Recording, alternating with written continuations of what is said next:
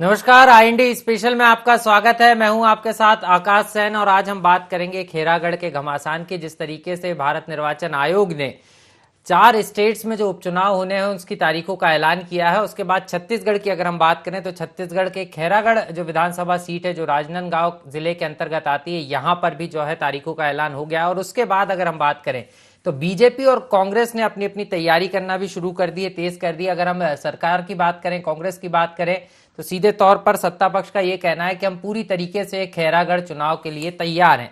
लेकिन अगर हम खेरागढ़ की बात करें तो जिस तरीके से खेरागढ़ में पूरी विधानसभा की अगर बात की जाए तो खेरागढ़ की जनता जो है हर बार अपना जो जनप्रतिनिधि है उसको बदलती है, क्योंकि 2003 से लेकर अगर अभी तक की आंकड़ों पर नजर डालें हम तो हर बार जनता ने एक नए प्रत्याशी को मौका दिया है, नई पार्टी को मौका दिया है। नए का मतलब इससे है कि कभी बीजेपी कभी कांग्रेस और उसके बाद जनता जोगी कांग्रेस को भी जो है यहाँ पर मौका दिया गया। और देवव्रत सिंह यहाँ से विधायक थे, उनका निधन हुआ हार्ट अटैक के कारण और उसके बाद ये सीट खाली हुई थी और इस सीट पर अब उपचुनाव का ऐलान किया गया है। लेकिन इसको लेकर बीजेपी कांग्रेस के अपने तर्क हैं, लेकिन साइलेंट मोड पर जेजेसी भी अपनी तैयारी कर रही है, जनता जोगी कांग्रेस भी अपनी तैयारी में जुटी हुई है। कैसा ये घमासान होगा क्योंकि उपचुनाव है और कैसी तैयारी है और क्या इसको लेकर दावे हो रहे हैं, सबसे पहले वो सुनते हैं, उसके बाद इस पर चर्चा करेंगे।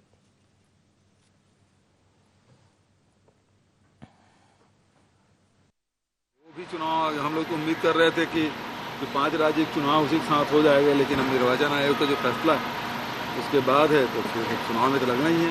वो भी चुनाव हम लोग तो उम्मीद कर रहे थे कि 5 राज्य चुनाव उसी के साथ हो जाएगा, लेकिन हम निर्वाचन आयोग का जो फैसला उसके बाद है तो फिर चुनाव में तो लगना ही है। खैरागढ़ उपचुनाव की अधिसूचना जारी हो गई है। इस चुनाव को लेकर के भारतीय जनता पार्टी पूरे गंभीर है और गंभीरता के साथ इस चुनाव को लड़ेंगे। बहुत कम अंतराल से इस चुनाव में हम पीछे रहे हैं। जिस प्रकार से कार्यकर्ताओं ने बूथ से लेकर के शक्ति केंद्र और शक्ति केंद्र से लेकर के मंडल तक इस विधानसभा में तैयारी किए हैं और उस तैयारी में सभी कार्यकर्ता हमारे लगे हुए हैं। अपेक्षित परिणाम आएंगे। सभी कार्यकर्ता के मन में उत्साह है, नेताओं के मन में उत्साह है और ये चुनाव जिस प्रकार से अभी उपचुनाव के कारण आपको मालूम है, मुझे बताने की आवश्यकता नहीं है, लेकिन जनता पहले ही मन बना करके रखी हुई है और इस बात का संकेत लगातार आ रहा है कि भारतीय जनता पार्टी प्रचंड मत से इस चुनाव को जीतेगी।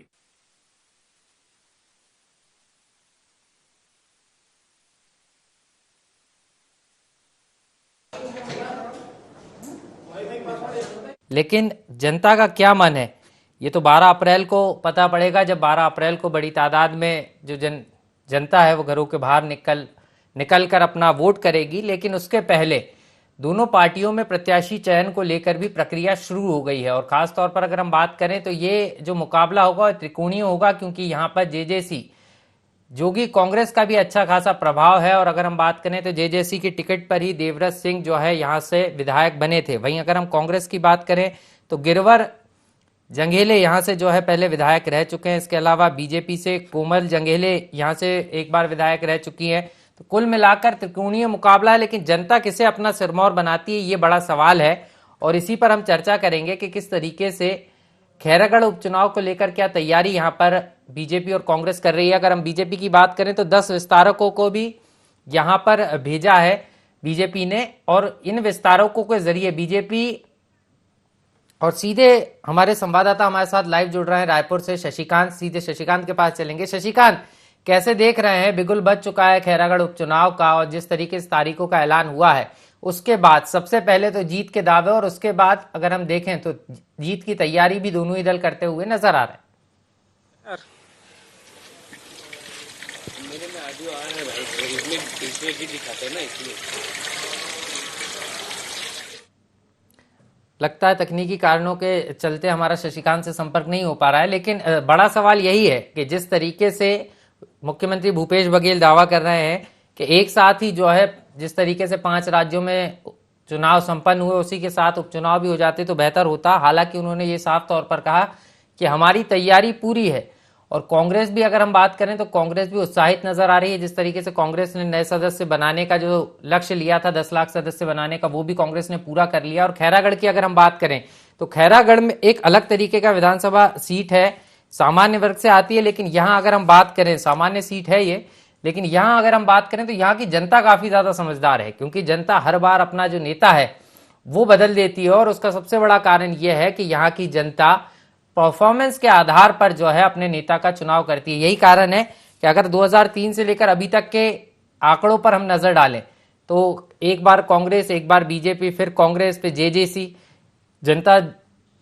जनता जोगी कांग्रेस की विधायक यहां से चुने गए थे देवव्रत सिंह, और उनके निधन के बाद ये सीट खाली हुई है और यहां पर उपचुनाव हो रहा है। तो कुल मिलाकर अगर देखें तो इस बार जनता का मन, खैरागढ़ की जनता का मन कौन जीतता है, ये एक बड़ा सवाल है। और अगर हम बात करें तो निर्वाचन आयोग ने तारीखों का ऐलान कर दिया है, पूरा जो तारीखें हैं वो बता दी गई हैं। और जिस तरीके से अगर हम बात करें तो 12 तारीख को भाग्य विधाता नेताओं की किस्मत का फैसला करेगा। इसके अलावा बड़ी बात यह भी है कि यहां पर अगर हम आबादी के परिदृश्य से देखें तो कुल 51% पुरुष वोटर यहां पर है, और वहीं अगर हम बात करें तो 49% यहां पर महिला वोटर्स हैं। और बीजेपी के दृष्टिकोण से देखें तो बीजेपी भले ही एक सीट पर यह चुनाव है, लेकिन बीजेपी ने यहां पर 10 विस्तारकों की तैनाती की है। तो ये एक बड़ी बात है कि बीजेपी अब जो है धीरे धीरे करके बीजेपी के लिए भी ये साख का चुनाव होगा। खैरागढ़ अगर हम बात करें तो खैरागढ़ की एक अलग भौगोलिक दृष्टि भी है, और यही कारण है कि इस चुनाव को लेकर, लेकिन मुकाबला त्रिकोणीय भी हो सकता है, क्योंकि जेजेसी कांग्रेस अभी तक सामने निकल कर नहीं आई है, लेकिन साइलेंट मोड पर जेजेसी कांग्रेस भी जो है अपनी तैयारी करती हुई नजर आ रही है, और उसकी अलग अपनी तैयारी। और चलिए एक बार फिर से हमारे संवाददाता शशिकांत हमारे साथ लाइव जुड़ गए, सीधे उनके पास चलेंगे। शशिकांत, कैसे देख रहे हैं, खैरागढ़ में उपचुनाव होना है, तारीखों का ऐलान होने के बाद अपनी अपनी तैयारी करती पार्टियां दिख रही हैं, लेकिन अगर हम सबसे महत्वपूर्ण बात करें तो जिस तरीके से जेजेसी का इस सीट पर कब्जा था और देवव्रत सिंह का निधन के बाद ये सीट खाली हुई, जेजेसी ने अभी तक कोई दावा नहीं किया, लेकिन लग रहा है आपको किस तरीके का मुकाबला होगा, क्योंकि ये त्रिकोणीय मुकाबला हो सकता है? बिल्कुल, देखिए जिस तरह से देवव्रत सिंह के निधन के बाद जो है खैरागढ़ जो है विधानसभा चुनाव खाली हो गया था। उसके बाद जो है निर्वाचन आयोग ने जो है बिगुल जो है फूंक दिया गया है। अब जो है जो खैरागढ़ उपचुनाव है उसको लेकर जो है 12 अप्रैल को मतदान होना है, वही 16 अप्रैल को जो है मतगणना की जाएगी, वही जो है 17 मार्च से जो है नामांकन के प्रक्रिया है शुरू हो जाएंगे। साथ ही जो है 24 मार्च तक नामांकन की अंतिम तिथि रहेगी, 28 मार्च तक जो नाम वापसी रहेगी। तो निश्चित तौर से खैरागढ़ उपचुनाव को लेकर जो है जिस तरह से बिगुल जो है बच गया है, अब सभी पार्टी पूरे मुस्तैदी के साथ जो है वहां जो है सक्रिय नजर आएगी, क्योंकि जो है यूपी चुनाव के बाद जो है अब जिस तरह से उपचुनाव को लेकर जो है भारत निर्वाचन आयोग ने जो है सूचना जारी कर दिया गया है। तो जो अब उपचुनाव होने हैं, चूंकि जो है खैरागढ़ विधानसभा जो है देवव्रत सिंह के निधन के बाद जो है खाली हो गया था, चूंकि जो है उनको जो है हार्ट अटैक के बाद जो है उनकी निधन हो गई थी, जिसके बाद जो है वे सीट खाली हो गया था, जिसके बाद जो है उपचुनाव की प्रक्रिया जारी थी, वो इनका इंतजार किया जा रहा था। मुख्यमंत्री भूपेश बघेल ने भी कहा है कि उपचुनाव जो है अभी जिस तरह से 5 राज्यों को चुनाव हुआ उसी में जो है जो खैरागढ़ उपचुनाव उसको भी सम्मिलित किया जाना था, लेकिन निर्वाचन आयोग ने अब जारी कर दिया गया है। अब जो है 12 अप्रैल को जो है मतदान होंगे, 16 को मतगणना जो है रिजल्ट आ जाएगा। वही जो तो पूरी कार्यक्रम की बात हुई, जिस तरीके से ये पूरा कार्यक्रम होगा, चुनाव का कार्यक्रम, वो भारत निर्वाचन आयोग ने जारी कर दिया है, और जो राजनांदगांव के कलेक्टर हैं उन्होंने भी जो है विस्तार से इसकी जानकारी दी है। लेकिन एक चीज समझना चाह रहा हूं यहाँ से, अगर हम बात करें तो राजनांदगांव जिले के अंतर्गत खैरागढ़ विधानसभा आती है, और यहाँ की जनता काफी समझदार है, क्योंकि अगर आंकड़ों पर नजर डालें तो हर बार अपना नेता बदल देती है, यानी परफॉर्मेंस के आधार पर वोट करती है। तो इसको कैसे देख रहे हैं? बिल्कुल, देखिए जिस तरह से उपचुनाव की बात की जाए तो लगातार जो है जिस तरह से वहां की जो खैरागढ़ विधानसभा सीट की बात की जाए तो निश्चित तौर से विधायक जो है हर बार वहां बदलते हुए नजर आ रहे हैं, चूंकि जो है किसी भी एक नेता को वहां के जो जनता है वो नहीं हर बार जो है अलग नेता को चुनते हैं। तो निश्चित तौर से इस बार भी जो है त्रिकोणीय मुकाबला देखने को मिलेगा, चूंकि जो है खैरागढ़ से देवव्रत सिंह जो है जेसीसी से विधायक थे, इसके बाद जो है अब एक बार फिर से जो है उपचुनाव होंगे, तो ऐसे में बीजेपी, कांग्रेस और साथ ही जो है जेसीसी का एक बड़ा मुकाबला देखने को मिला गया। हालांकि जो है अभी तक जो इतने भी उपचुनाव हुए हैं, 2 उपचुनाव हुए, दोनों उपचुनाव में जो है कांग्रेस ने जो है अपनी दबदबा जो है बरकरार रखा और दोनों उपचुनाव में जीत हासिल की। अब एक बार फिर से उपचुनाव होने जा रहा है।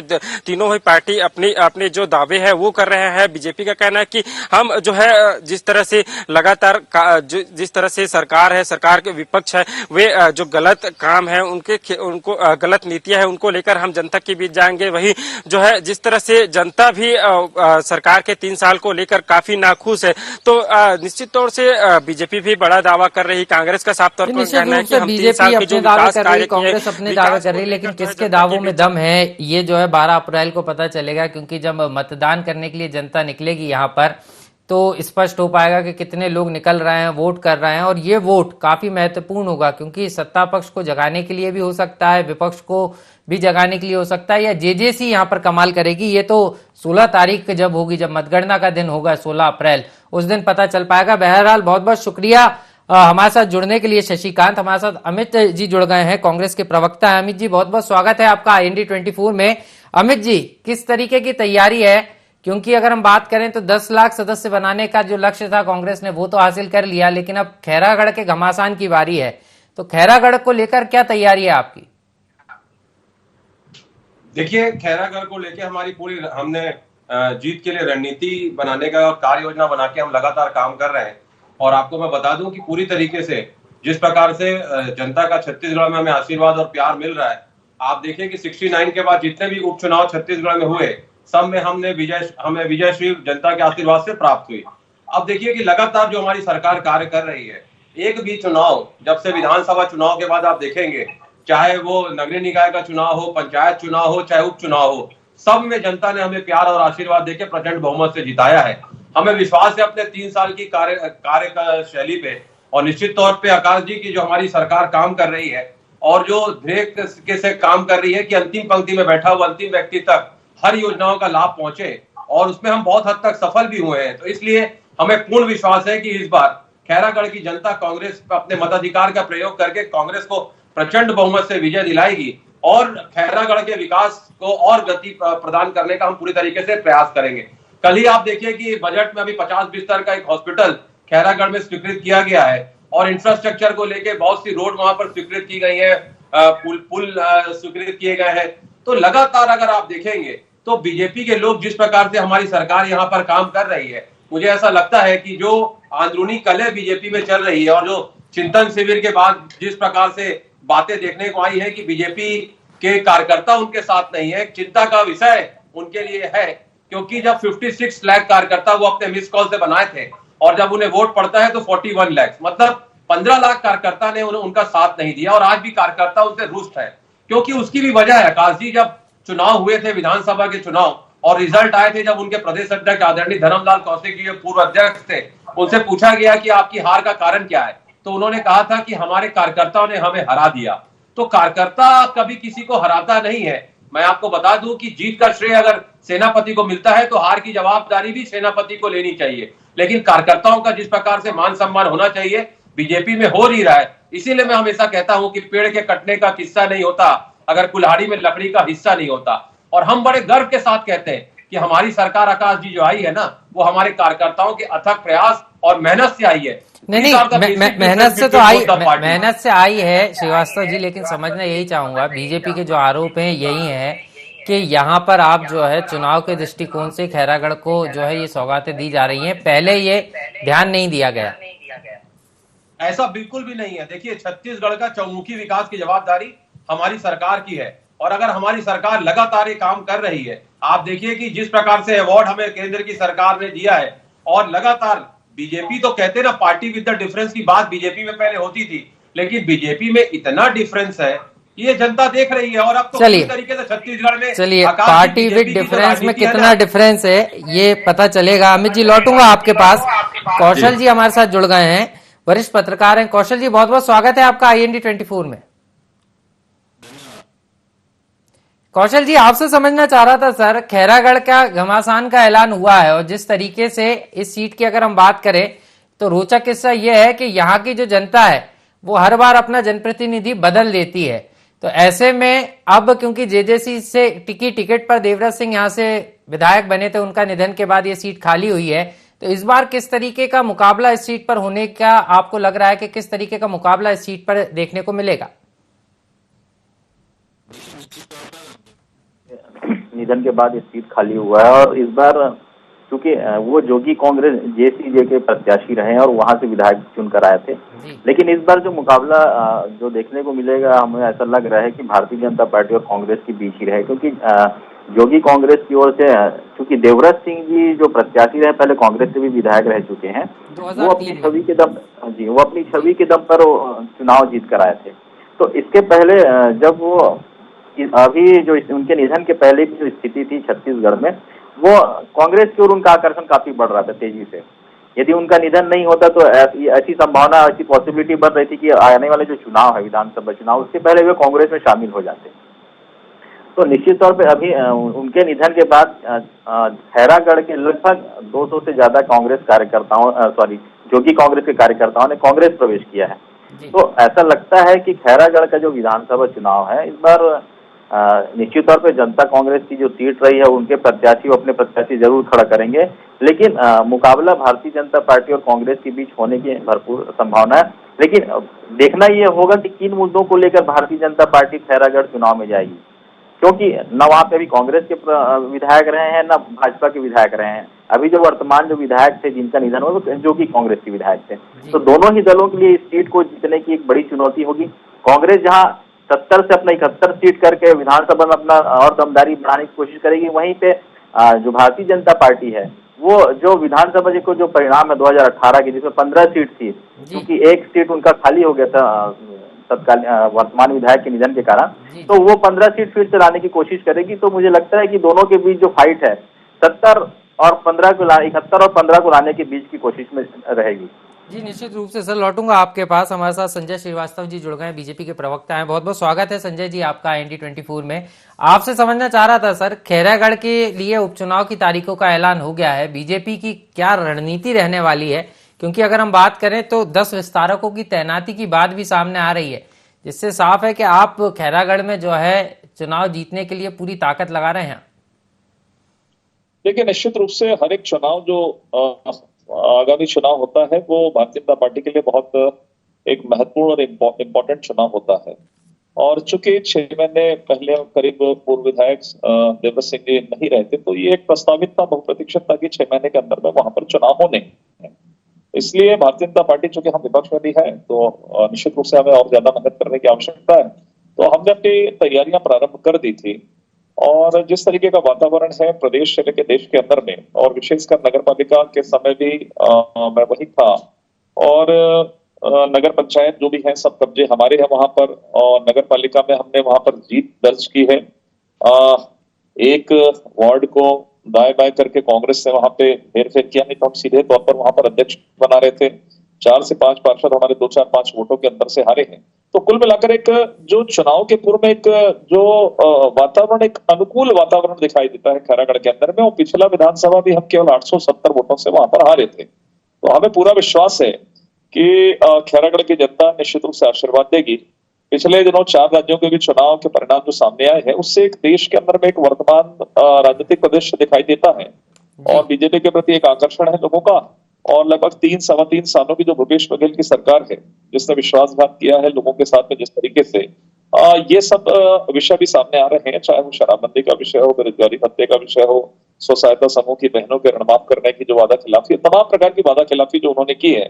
तो मुझे लगता है कि आगामी जो वर्ष 2023 में जो विधानसभा के संपूर्ण चुनाव होने हैं, उस चुनाव में एक हमारी उपलब्धि की जो शुरुआत है इस खैरागढ़ के चुनाव से प्रारंभ होगी। नहीं सर, प्रारंभ तो होगी, आपको लग रहा है आप दावा भी कर रहे हैं, लेकिन मैं संजय जी ये समझना चाह रहा था कि अगर इतनी तैयारी है और आपको लग रहा है, तो फिर 10-10 विस्तारकों की तैनाती करना, और फिर इस तैनाती के क्या मायने हैं, किस तरीके से काम करेंगे विस्तारक, थोड़ा इसकी भी जानकारी दीजिए। अरे देखिए, इसीलिए तो हम कह रहे हैं कि हमारी तैयारी है। विस्तारकों की जरूरत क्या है? कई विस्तारक जाएंगे, कई कार्यकर्ता जाएंगे, सब चुनाव लड़ेंगे। वही तो संगठन की प्रक्रिया है ना चुनाव लड़ने की। चुनाव हवा में थोड़ी लड़ा जाता है। नहीं, तो हवा में वहां पर हमने अपनी तैयारी प्रारंभ कर दी, क्योंकि मालूम है कि 6 महीने बाद चुनाव होना है, वहां पर 6 महीने के अंदर में सीटें भरनी है। जी तो हमने तैयारियों को प्रारंभ किया है। देखिए, कुल मिलाकर सभी जो कार्यकर्ता रहते हैं, एक कार्यकर्ता दूसरी जगह से कार्यकर्ता जाते हैं, जो देखिए सामान्य तौर पर राजनीति में बहुत सारी स्थानीय चीजें होती है, टिकट से लेकर प्रारंभ होकर कई प्रकार की बातें आती है। तो उन सब चीजों को, जो थोड़ी बहुत कमियां रहती है, उन कमियों को हम किस तरीके से ठीक कर सके, पहले से तैयारियां रहती है तो पहले से हम ठीक कर सके उन सब चीजों को। बहुत सारे समीकरण रहते हैं, बहुत सारों की महत्वाकांक्षाएं रहती है, बहुत सारी चीजें रहती है राजनीति में, उन सब चीजों को हम ठीक करें। तो कुल मिलाकर बूथ स्तर से लेकर शक्ति केंद्र और मंडल से लेकर हम जिले, पूरे जिले की टीम हमारी और मंडल स्तर की, और जो हमारे तमाम जो शक्ति केंद्र हैं वो है, और एक उस क्षेत्र के अंदर में एक सकारात्मक वातावरण है भारतीय जनता पार्टी के चलिए, पक्ष में। आप जो अभी पिछले सकारात्मक नगरपालिका में भी वातावरण देखने को बनाने मिला, की उस क्या नगर कोशिश क्षेत्र कर में। रहे हैं। चलिए, कितना बनेगा सर, ये तो आने वाली 12 अप्रैल को पता चलेगा, जब जनता वोट करने के लिए निकलेगी। लौटूंगा आपके पास। अमित जी, छोटा सा कमेंट आपसे भी चाहूंगा।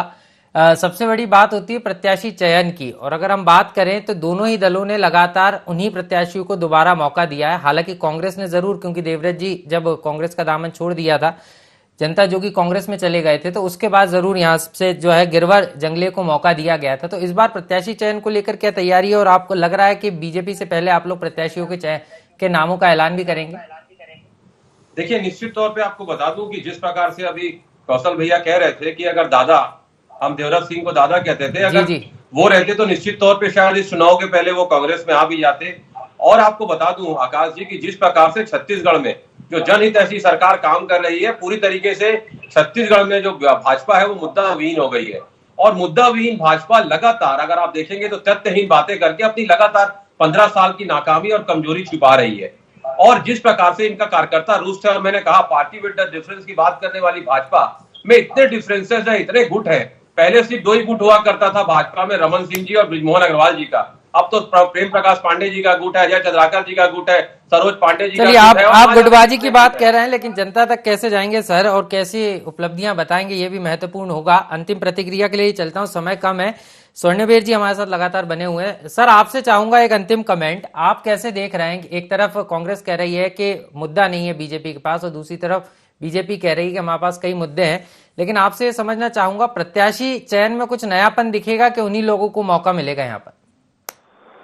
देखिए, मुझे लगता है कि भारतीय जनता पार्टी और कांग्रेस दोनों ही इस बार वहां पे नए प्रत्याशी को मौका देगी, क्योंकि जिस हिसाब से जो परिस्थितियां अभी निश्चित तौर पे जो 5 राज्यों के चुनाव हुए हैं, मुझे नहीं लगता कि छत्तीसगढ़ का असर पड़ेगा। लेकिन प्रत्याशी कैंडिडेट का जो चेहरा है वो बिल्कुल तय करेगा कि प्रत्याशी कैसा है, क्योंकि अब जनता नया प्रत्याशी चाहती है, पुराने चेहरों से ऊब चुकी है। तो कांग्रेस भी और भाजपा भी, मुझे लगता है कि नया प्रत्याशी चाहती है। माफी के साथ आपको रोक रहा हूं, समय कम है। आप तीनों मेहमान हमारे साथ जुड़े, बहुत बहुत शुक्रिया।